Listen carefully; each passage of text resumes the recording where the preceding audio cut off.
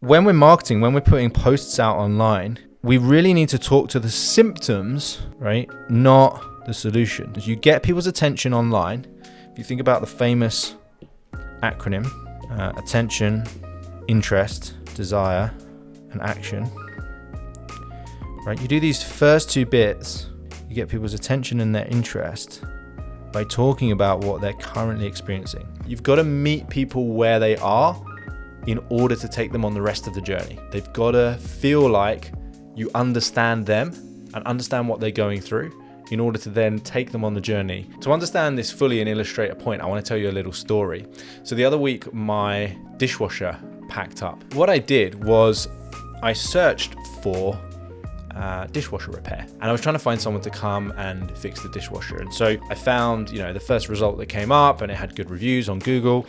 And someone came out and they looked at the dishwasher and they said, I can see what the problem is here. The isolation valve on your dishwasher is broken. I was like, okay, cool. I didn't even know dishwashers had an isolation valve. He said, yeah, we can replace it, but it's probably going to keep breaking because of the age of the dishwasher, and it's the pressure's not right. So actually what we would recommend is that you get a new dishwasher. And so got a new dishwasher, replaced the isolation valve, and everything was hunky-dory. If that person who came to fix the dishwasher was advertising their business and they started putting out on social media, hey, is your isolation valve broken right now? Probably not many people would respond unless they knew that their isolation valve was broken. So let me talk to you a little bit more about how this works.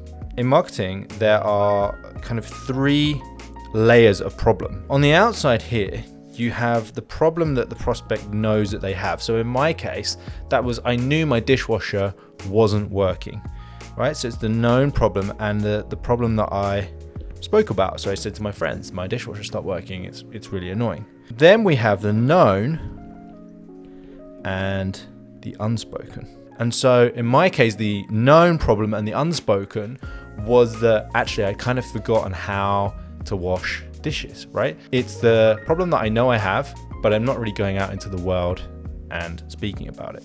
And right in the center here is the problem that I didn't know I had, and therefore I didn't speak about it, which was the fact that the isolation valve on the dishwasher was broken. When you get really good at this and you get good at creating insights for people, what we do is we always start with the symptom they're experiencing. Then we look at the assumptions or the beliefs about those things that they're experiencing. Then we highlight the real problem, which is what we can see. So in the context of my story, this was the isolation valve on the dishwasher. Like I didn't even know that was a problem. This is usually uncovered. So this is the problem is usually the unknown and unspoken. And then we talk about the solution. How are we going to fix that?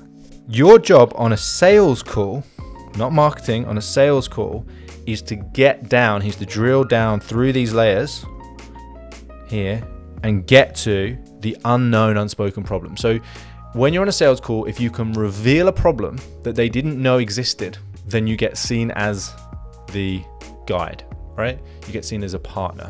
That's where the value is. If you're just talking to the known and spoken, there's probably going to be some reasons why they haven't already fixed those things.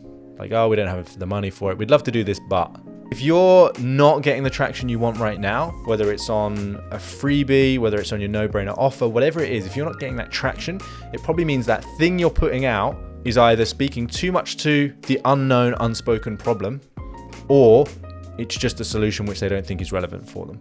So if you want to change that, really, when you get on the call next with your clients, ask them what they're experiencing in their day-to-day. What are they experiencing that they don't want to be experiencing right now, which causes them to think that they have a problem or something needs to change?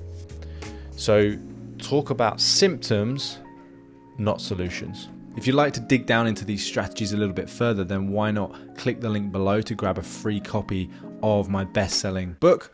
Or if you're not really a reader, then you can apply to join one of my live workshops where I show you what's working behind the scenes for our clients and give you a custom roadmap to help you grow your creative business.